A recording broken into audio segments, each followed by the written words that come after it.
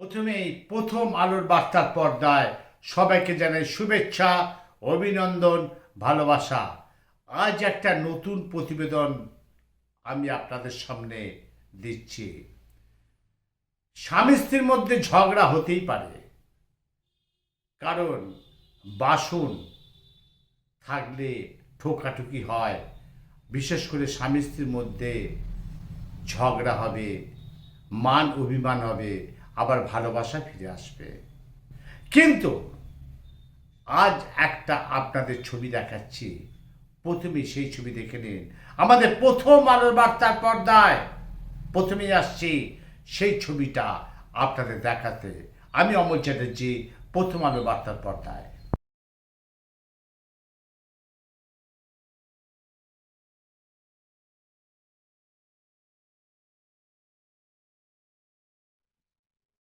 আপনারা তাহলে ছবিটা দেখলেন তো? খুব সুন্দর, পরিষ্কার, সুন্দর ছেলে, খুব দেখতে সুন্দর ছেলে। তার বউয়ের সাথে ঝগড়া হয়েছে। হ্যাঁ, স্ত্রীর সঙ্গে অশান্তির জেরে সেই যুবক গঙ্গায় ঝাঁপ দিয়ে আত্মহত্যা করল। অবাক কাণ্ড। স্ত্রীর সঙ্গে ঝগড়া করে অভিমানে গঙ্গায় ঝাঁপ দিল সেই যুবক এবং আত্মহত্যা করল। আত্মহত্যা করার আগে তার সেই শালিকাকে ফোন করেছিল। ফোনে বলেছিল যে আমাদের মধ্যে অশান্তি হচ্ছে এবং সেই অশান্তিটা অনেক দিন ধরেই চলছে। তার মামা কি বলেছে আপনাদের আমি শোনাবো। তার আগে আপনাদের আমি দেখিয়ে দিচ্ছি, সেই যুবক একটা বেসরকারি সংস্থায় কাজ করত। হতেই পারে, সবাই সরকারি কাজ করতে পারে না, বেসরকারিতে সে কাজ করছিল। সেই যুবক তার স্ত্রীর সাথে ঝগড়া হয়েছে। ঝগড়া হয়ে কি করলো? গঙ্গায় গেল, গিয়ে ঝাঁপ দিল, আত্মহত্যা করলো। সেই যুবকের ছবি আপনাদের দেখিয়েছি। এইবার আপনাদের দেখাচ্ছি, দেখুন সরাসরি প্রথম আলো বার্তার পর্দায় তার মামা আমাদের প্রথম আলোর বার্তার পর্দায় কি বলল। কারণ আমাদের প্রথম আলো বার্তার পর্দায় প্রতিনিধিরা সমস্ত জায়গায় ঘুরে বেড়ায়।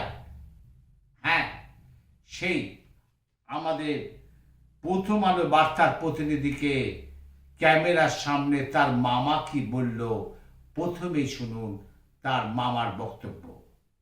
घटना यही है कि अपने वाइफ हस्बैंड में जो है, अपने वाइफ हस्बैंड में ही झंझट हुआ है, समझे ना। तो उसी दोनों में हुआ, तो फिर दोनों को समझा बुझा दिया गया था। तो सुमन बोल के चला कि हम काकीनाड़ा जा रहे हैं मेडिकल का सर्टिफिकेट बनाने के लिए, और सर्टिफिकेट बना के हम ऑफिस में डाल देंगे, चूँकि 2 दिन हम ऑफिस गए नहीं हैं। हम बोले तुम भेजेगा कैसे, तो व्हाट्सअप कर देंगे।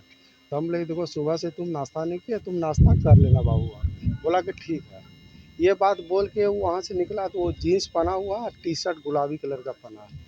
तो वो निकल गए। तो वो जब भी निकलते हैं तो अपना बाइक लेके निकलते हैं, तो हम बाइक सोचे बाइक लेके निकला होगा। तब तक में दीदी आई रोते हुए, बोला कि इसे सुमन चला गया है गंगा जी डूबने के लिए, क्या कि वो अब साली को फ़ोन किया कि मेरा बेटी को तुम ध्यान देना। सो हम जा रहे हैं गंगा जी में 10 बजे। अरे बड़े ये क्या बात है, ये रोने लगा। हम तो इसको डांटे में चुप रहो, ऐसा तुरंत घटना हमसे सुमन से अभी गप हुआ है। उसके बाद लगा रहे हैं तो फ़ोन लग ही नहीं रहा है। तब तुरंत हम अपना मुकुल को फ़ोन किए। वो तुरंत वहाँ से हम लोग मोटरसाइकिल से तुरंत घाट पर आए। जब घाट पर आए तो जैसे हम दौड़ के आए तो वहाँ देख रहे हैं चप्पल लगी हुई है।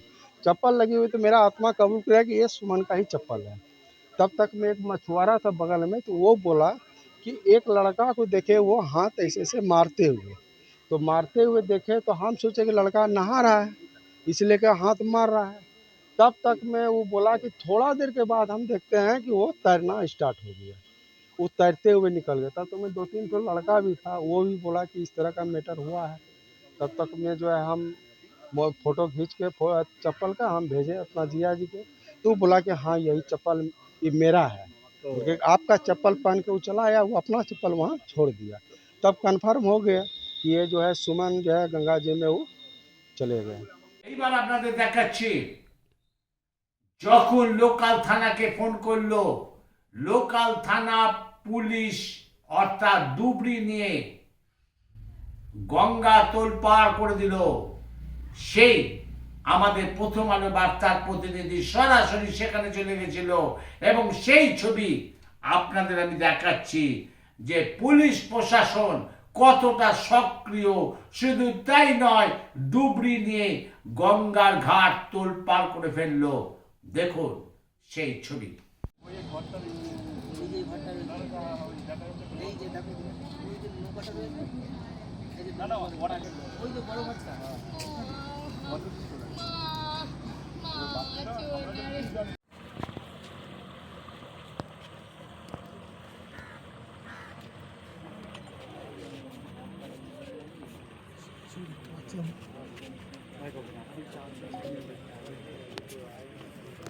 এইবার আপনাদের অন্য সাইডে নিয়ে যাচ্ছি, অর্থাৎ খড়দায় পূর্ব রেলের জনসংযোগ দপ্তরের উদ্যোগে খড়দায় রেলগেট সংক্রান্ত চেতনার অভিযান চলল।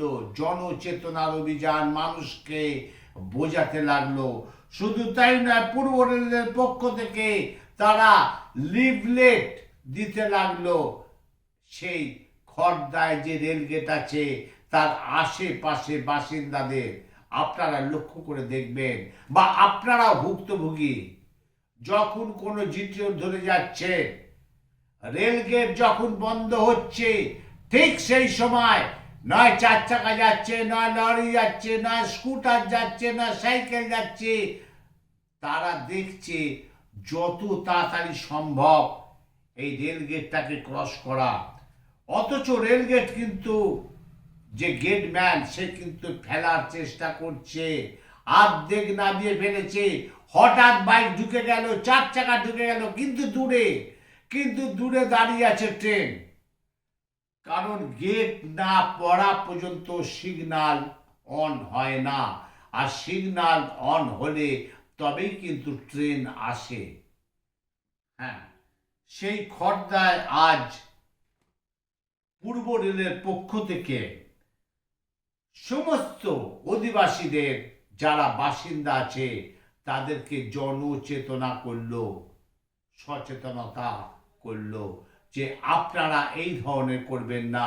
যদিও এখন প্রত্যেকটি রেল গেটের ভেতর বা রেল লাইনে আরপিএফ বা জিআরপি পুলিশ থাকে, গেট কিছুতে বন্ধ করা যায় না। আর যখনই গেটটা খুললো যে কোনো রেল গেট, তখন হুড়ুর করে বানের মতন সেই চার চাকা, দু চাকা, সাইকেল, বাইক তারা কিন্তু হরদম চলতে শুরু করলো।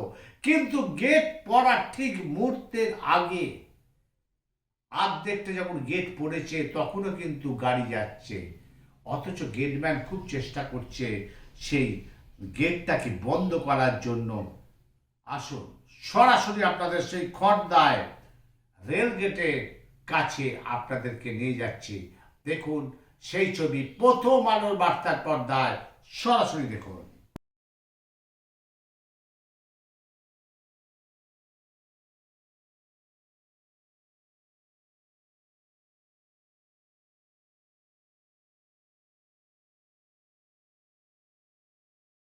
এইবার আপনাদের আমি নিয়ে যাচ্ছি ইসলামপুর কোর্ট থেকে করণদিঘি থানাকে রায়গঞ্জ কোর্টের আওতায় নিয়ে যাওয়ার প্রতিবাদে আজ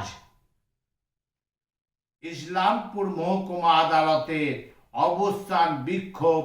আইনজীবী ও আদালতে কোর্টের সমস্ত মৌরীরা, হ্যাঁ দেখুন প্রথমে প্রথম আলোর বার্তার পর্দায় প্রায় অন্তত 100 খানেক আইনজীবী, লয়ার এবং সেই কোর্টের মৌরীরা মিছিল করে আসছে কিনা ইসলামপুর কোর্ট থেকে করণদিঘি থানাকে রায়গঞ্জ কোর্টের আয়ত্তায় নিয়ে যাওয়ার প্রতিবাদে সেই অ্যাডভোকেটদের মিছিল, অ্যাডভোকেটদের স্লোগান এবং তার সাথে কোর্টের মৌরীরা যুক্ত হয়েছে। আগে প্রথমে সেই ছবিটা আপনাদের দেখাই যে অ্যাডভোকেট এবং কোর্টের মৌরীরা তারা মিছিল করে আসছে। আমাদের সরাসরি সেই প্রথম আলো বার্তার পর্দায় সেই দৃশ্য ধরা পড়ল, দেখুন। কি হলো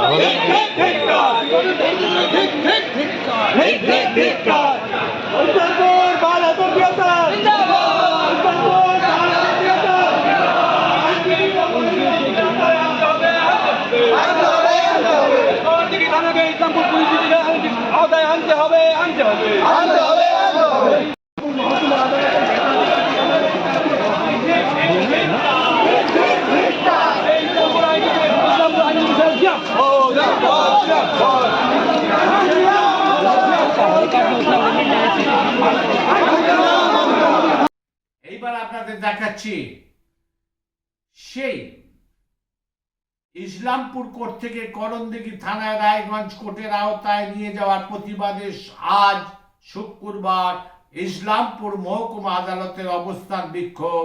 আইনজীবী ও কোর্টের মৌরীরা, আজ সেই আইনজীবীরা, বিখ্যাত আইনজীবী আজ আমাদের প্রথম আলোর বার্তার পর্দায় কি বললেন সরাসরি শুনুন। আমাদের চ্যানেলের পর্দায় কি বলল তারা, দেখে নিন। এই সম্প্রতি আপনারা এর আগে জানেন যে করণদিঘিকে পুলিশ ডিস্ট্রিক্ট পাল্টে দিয়ে রায়গঞ্জ পুলিশ ডিস্ট্রিক্টে করে দেওয়া হয়েছিল এবং এখন বর্তমানে এই করণদিঘি থানাকে ইসলামপুর কোর্ট জুরিসডিকশন থেকে রায়গঞ্জ কোর্ট জুরিসডিকশনে অ্যাটাচ করে দেওয়ার একটা পরিকল্পনা চলছে এবং তার সমস্ত কার্যকলাপগুলো চলছে, এগুলো আমরা জানতে পেরেছি। এর আগেও আমরা কর্তৃপক্ষকে তার বিরোধ জানিয়েছি, কিন্তু সেখান থেকে আমরা কোনো সদুত্তর পাইনি। আজকে এখানে আমরা কোর্টে একটা শান্তিপূর্ণ অ্যাজিটেশন করছি এবং এখানে ধর্ণা প্রদর্শন করছি এবং মেমোরেন্ডাম দিচ্ছি বিভিন্ন কোর্টকে এবং এসডিওকে, যাতে করণদিঘিকে ইসলামপুর কোর্ট জুরিসডিকশন থেকে রায়গঞ্জ কোর্ট জুরিসডিকশনে না করা হয়। এর পিছনে আমাদের কিছু কারণও রয়েছে, যেরকম আইনগত কিছু ব্যাপারও রয়েছে। আমাদের করণদিঘিটা হচ্ছে ট্রান্সফার টেরিটরির মধ্যে পড়ে। 1956 সালে যখন সূর্যাপুর এলাকার যে অন্তর্গতটাকে বিহার থেকে বাংলায় নেওয়া হয়েছিল, সেখানে এই সূর্যাপুরী লোকদের কিছু প্রতিশ্রুতি ছিল এবং সেখানে এই সূর্যাপুরী এলাকাটাকে, যেহেতু এখানকার কৃষ্টি এবং কালচার এক, সেটাকে ভিত্তি করে একটা সাবডিভিশন তৈরি করা হয়েছিল। এই সাবডিভিশনটা একত্রে থাকবে এবং 5টা থানাকে নিয়ে এই সাবডিভিশনটা করা হয়েছিল। তার মধ্যে করণদিঘি ছিল, করণদিঘি, ইসলামপুর, গোয়ালপুকুর, চাকুলিয়া, আর চোপড়া পর্যন্ত। কিন্তু এরপরে আমরা দেখছি আস্তে আস্তে করণদিঘিটাকে আমাদের জেলা থেকে বের করা হচ্ছে। প্রথমে আমাদের করণদিঘিকে পুলিশ ডিস্ট্রিক্ট থেকে বার করা হলো, ইসলামপুর পুলিশ ডিস্ট্রিক্ট থেকে সরিয়ে রায়গঞ্জ পুলিশ ডিস্ট্রিক্টে অ্যাটাচ করা হলো। এখন হচ্ছে কোর্ট জুরিসডিকশনটাকে বের করে নিয়ে এসে অ্যাটাচ করা হচ্ছে রায়গঞ্জের সাথে, যদিও সে ইসলামপুর সাব ডিভিশনে থাকছে। কিন্তু সেটা হচ্ছে 1956 সালে West Bengal, Bihar and West Bengal transfer territories যে অ্যাক্ট ছিল, তার যে স্পিরিট ছিল তার পরিপন্থী। এটাকে এইভাবে আলাদা করা যায় না। তো তারই আমরা বিরোধ প্রদর্শন করছি যে এই এই জুরিসডিকশনটাকে যা সেখানে আলাদা করে না করা হয়। এই ক্ষেত্রে কী হবে, আমরা দেখতে পাচ্ছি যে আমাদের ইসলামপুরের এই টেরিটোরিয়াল জুরিসডিকশনটা, যেটা হচ্ছে ট্রান্সফার টেরিটরি, তার একটা এইখানকার বাসিন্দার যে একটা দীর্ঘদিনের দাবি যে ইসলামপুরকে একটা ডিস্ট্রিক্ট করা হবে, সেইটা যাতে আগামী দিনে না করতে হয়, আমরা মনে করছি তারই একটা চক্রান্ত, যে আমাদের জেলাটাকে, আমাদের সাবডিভিশনটাকে আস্তে আস্তে পরিকল্পিতভাবে ছোট করা হচ্ছে, যাতে ইসলামপুরবাসীর এই জেলার দাবিটা আগামী দিনে পূরণ না হয়। এরপরে করণদিঘিকে সমস্তভাবে যখন আস্তে আস্তে বের করে দেওয়া হবে, আমাদের জেলাটা আরও ছোট হয়ে যাবে। তো এটা আমরা সেইভাবে দেখছি। এই জন্য আমরা আজকে একটা আন্দোলন, ধর্ণা প্রদর্শন এখানে করছি। আমরা আমরা চিঠি করে জানানো হয়েছে, কিন্তু কর্তৃপক্ষ আমাদের কোনো শুনানি করেননি, আমাদের সাথে কোনো রকমের কোনো আলোচনা কিংবা কোনো রকম কোনো সদুত্তর দেয়নি। তার জন্য আজকে আমরা এখানে শান্তিপূর্ণভাবে একটা ধর্ণা প্রদর্শন করছি এবং আমরা কর্তৃপক্ষকে জানাতে চাইছি যে আমাদের ইসলামপুর সাব ডিভিশন থেকে করণদিঘিকে কোর্টের যে জুরিসডিকশন আছে সেটাকে রায়গঞ্জে অ্যাটাচ না করা হয়, যেটা যেভাবে ছিল সেভাবে রাখা হয়। তাহলে দেখলে যে স্বামী স্ত্রীর মধ্যে ঝগড়া হয়, সেই স্বামীর ছবি আপনাদের প্রথমেই দেখালাম। কিন্তু সেই স্বামী যেহেতু বেসরকারি সংস্থায় কাজ করে, সেই স্বামী স্ত্রীর মধ্যে অনেক দিন ধরেই ঝগড়া লেগে আছে। সেই যুবক তার শালিকাকে ফোন করে বলল, আমি গঙ্গার ঘাটে ডুবে মরব। হ্যাঁ, এই কথাটাই সে রেখেছিল। স্ত্রীর সঙ্গে ঝগড়া করার ফলে তার কি হলো, সেই যুবক গঙ্গায় ঝাঁপ দিল এবং আত্মহত্যা করল। আপনাদের আবার দেখাচ্ছি, আবার বলছি, সেই খর্দায় পূর্ব রেলের জনসংযোগ আধিকারিক মাধ্যমে যখন রেলগেট পড়ে, তখন কিন্তু সেই সময় 4 চাকা, 2 চাকা, বাইক, সাইকেল যায়। ঠিক গেটটা পড়ার মুখে সবাই ভাবে আমি আগে টপকে যাব, কিন্তু তার আগে কিন্তু ট্রেন দাঁড়িয়ে আছে, পরপর ট্রেন দাঁড়িয়ে আছে। কিন্তু তখন জিআরপি বা আরপিএফ সেখানে থাকে। সেই জনচেতনা খর্দায় মানুষের মানে স্থানীয় মানুষদের জনচেতনা করবার জন্য আজ পূর্ব রেলে খর্দায় সমস্ত মানুষদের লিফলেট দিলেন, বিলি করলেন এবং তাদেরকে সজাগ করলেন। আর আপনাদের দেখালাম সে ইসলামপুর কোর্টে আইনজীবীরা আজ বিক্ষোভে সামিল হয়েছে। এ শুধু তাই নয়, কোর্টের মোড়েরাও সামিল হয়েছে। আপনারা দেখতে থাকুন, একদম সঙ্গে থাকুন, পাশে থাকুন। দেখতে হলে থাকতে হবে প্রথম আলো বার্তার পর্দায়। আমি অমল চ্যাটার্জি।